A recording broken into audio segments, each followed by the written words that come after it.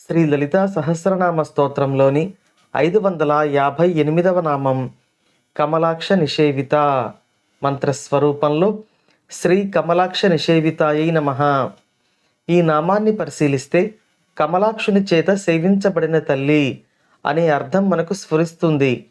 అమ్మవారిని మనువు, చంద్రుడు, శివుడు మొదలైన దేవతలు అర్చించారు అని మనం ఇంతకుముందు నామాల ద్వారా తెలుసుకున్నాం. ఈ నామంలో అమ్మవారిని కమలాక్షుడు సేవిస్తున్నాడు అని వసిన్యాది వాగ్దేవతలు తెలియచేస్తున్నారు. కమలాక్షుడు అనేది దేవదేవుడైన నారాయణుని యొక్క నామం. నారాయణుడు వైకుంఠంలో ఇంద్రనీల మణుల రూపంలో అమ్మవారిని సేవిస్తున్నాడు అని పురాణాలు చెబుతాయి.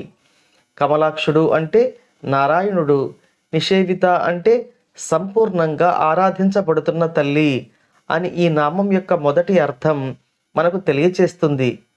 ఇక ఈ నామం యొక్క రెండవ అర్థాన్ని తెలుసుకునే ప్రయత్నం చేద్దాం. మనం ఇంతకుముందు నామంలో అమ్మవారిని కాత్యాయిని స్వరూపంలో సేవించుకున్నాం. అటువంటి ఘనమైన కాత్యాయిని దేవిని ఎవరు సేవించగలరో ఈ నామం మనకు తెలియచేస్తుంది. కమలాక్ష అంటే సంపూర్ణముగా జ్ఞాన దృష్టి కలిగి ఉండుట అని అర్థం.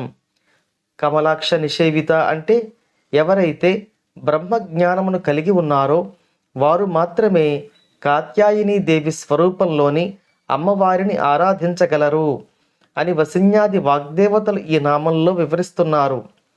అంటే బ్రహ్మజ్ఞానమును కలిగి ఉండుటయే కాత్యాయిని దేవి సాధనకు అర్హతగా ఈ నామంలో మనకు వివరించబడుతోంది. ఆ అమ్మవారి యొక్క అనుగ్రహం, జ్ఞానం మనకు ప్రసాదించాలని కోరుకుంటూ ఓం శ్రీమాత్రే నమః.